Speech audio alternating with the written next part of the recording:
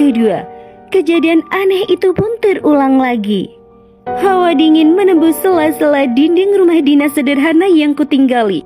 Tepat di tengah malam, samar-samar terdengar suara lirih seorang anak perempuan bersenandung. Seperti malam sebelumnya, aku pun terbangun dengan perasaan was-was. Benar saja, saat aku menyibak tirai jendela, aku pun melihat gadis kecil itu datang lagi. Kali ini, aku memberanikan diri membuka pintu lalu keluar. Lalu, aku pun mencoba menyuruh gadis kecil itu untuk masuk. Tapi, seperti semalam, ia tak menjawab, hanya menoleh sebentar lalu berlari ke arah jalan setapak yang menuju rumah mewah di kaki bukit. Dorongan rasa penasaran yang semakin kuat membuatku nekat untuk mengikuti gadis kecil itu berlari menuju ke arah rumah mewah di kaki bukit. Kulihat tanpa ragu dia memasuki rumah lewat pintu samping yang terbuka sedikit, dan entah kenapa aku juga mengikuti langkahnya. Di dalam rumah, suasana rumah itu jauh berbeda dari luar yang tampak megah. Aroma lembab menusuk hidungku. Gadis itu pun berjalan tanpa menoleh, seolah tahu aku ada di belakangnya. Hingga tibalah di sebuah ruangan gelap dan kotor. Aku terpaku. Di lantai tampak tulang belulang berserakan, rapuh kering dan sebagian masih terbungkus kain usang. Gadis itu pun menoleh padaku untuk pertama kalinya dengan mata sayu dan tatapan menusuk.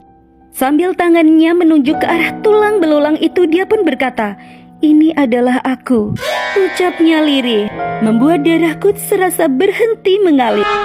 Aku pun menutup mulutku menahan teriakan, jantungku berdegup kencang. Gadis kecil itu pun mulai bercerita. Dahulu, ayahnya adalah seorang yang terhormat di mata dunia. Sampai suatu hari, nyonya itu pun memergoki suaminya sedang melakukan perbuatan terlarang pada anak gadisnya. Dan sang nyonya pun tak bisa menahan diri. Ia menjerat anak gadisnya, lalu 3 bulan kemudian, dia pun meracuni suaminya sendiri. Suara gadis kecil itu pun penuh luka dan tangisan yang tertahan saat bercerita. Air mata pun mengalir di pipi pucatnya. Dengan penuh amarah, gadis itu pun bercerita bahwa dia benci dengan semua kenangan buruk tentang rumah ini. Rumah yang penuh dengan kenangan busuk yang terkubur di dalamnya. Dan dengan suara serak penuh dendam, dia pun berencana membakar rumah ini. Aku pun tersentak kaget. Tiba-tiba semua menjadi gelap.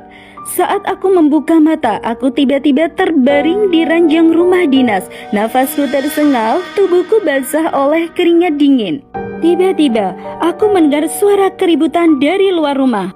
Aku pun lari keluar, dan aku pun melihat di antara kerumunan warga yang panik, mataku menangkap